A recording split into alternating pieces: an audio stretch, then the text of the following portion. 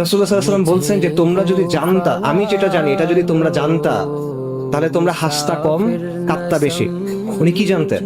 রাসূলুল্লাহ বলছেন, যদি আমি আল্লাহর কাছে দোয়া করতাম যাতে কবরের শব্দ তোমাদেরকে শোনানো হয়, কিন্তু এটাতে এমন হইতে পারে যে তোমরা ভয় পেয়ে কবর দেয়াই বন্ধ করে দিবা, এই জন্য আমি দোয়া করতেছি না।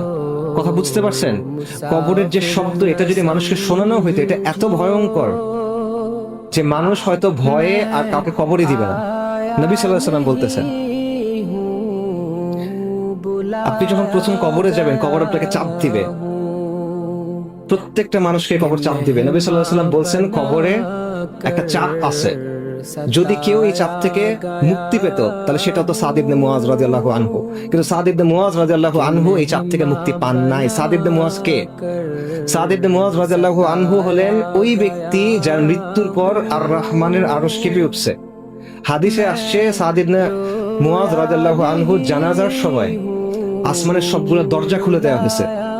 হাদিসে আসছে, সাদ ইবনে মুআজ রাদিয়াল্লাহু আনহুর জানাজার সময় 70,000 ফেরেশতা জানাজায় শরীক হয়েছেন। তাদের মধ্যে এমন ফেরেশতা আছেন যারা ওই দিনের আগে দুনিয়াতে অবতরণ করেন নাই।